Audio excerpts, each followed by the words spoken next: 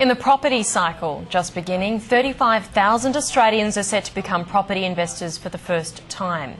The reality is, though, many of them will go out and spend hundreds of thousands of dollars on a property without any professional advice and no investment plan on which they make their decision.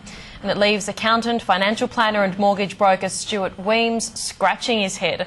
I spoke with Wemyss about his new book, which seeks to address the financial planning issues that he believes other property books and courses too often leave out. Stuart, you quote a figure in the book that only 5% of investors ever manage to buy more than one property. What does that figure say to you?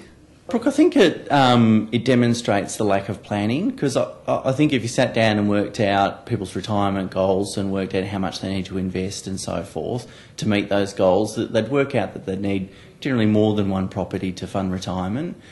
So it says to me that people haven't sat down and done those calculations. And look, they might be investing in shares as well and so forth, but generally if you get property investors, they're generally pretty single-minded and have a lot of their assets tied up in property.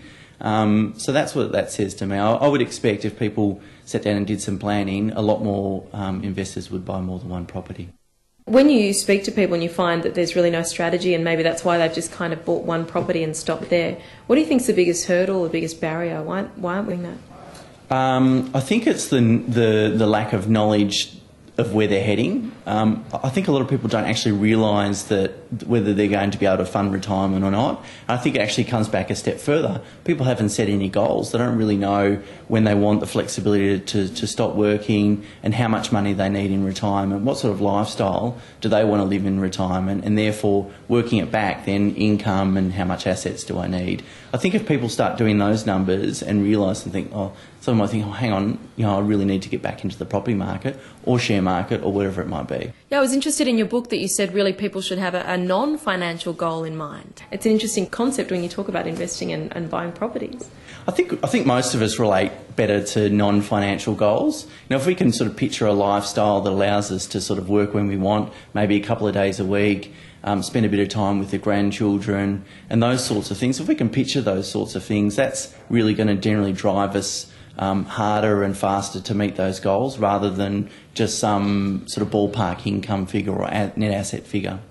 Tell us how you incorporated the interviews that you did with 4 property experts, also authors themselves, into your book. What I wanted to do, I found that speaking to property investors, a lot of investors, particularly first-time investors, were getting a little bit confused about which property strategy is going to work for them, and there wasn't really any numbers behind it. So a lot of these sort of property authors or promoters come from very much a property background, not necessarily a financial background.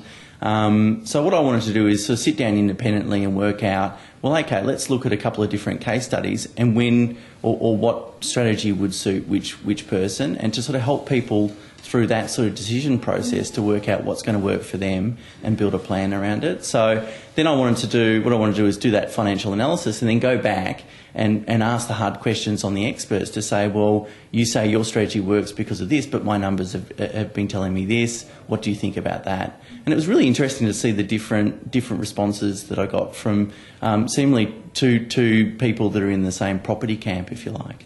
Yeah, I know that in the past you haven't been much of an advocate of positive cash flow as a strategy for property investing, but this is one of the things that you really discovered in your research and with your interviews, that you've changed your mind a bit on that one.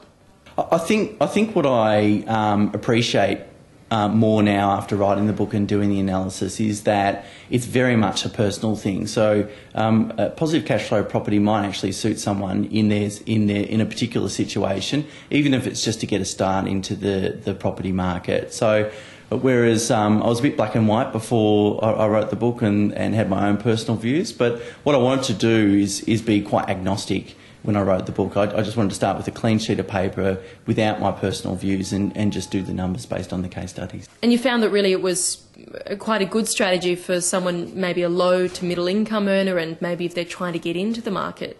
Does that mean you don't think it's, in terms of a complete strategy, something that you wouldn't use over a lifetime? Yeah, look, I think property is always going to be a growth asset. I mean, theoretically, there's two main growth assets within financial planning, shares and property, and a growth asset is something that's driven by capital growth. So at the end of the day, I think most property portfolios or strategies need to be driven by capital growth. Now, whether that's generated by buying high quality property or whether it's through development and so forth, that's up to the individual. So a positive cash flow property, if it also then provides a bit of capital growth, a little bit like the Margaret Lomas style of thinking, I think, then you get almost the best of both worlds. Getting the money off the lenders at the moment, I suppose, is one of the issues post-GFC. How restrictive have you found lenders are right now in terms of valuations or the amounts they're willing to give or even the criteria? I think that's probably, particularly in 2010, that's going to be probably the most difficult aspect for investors and particularly first-time investors to get their head around. I think over the last decade, lenders have been relatively predictable in terms of whether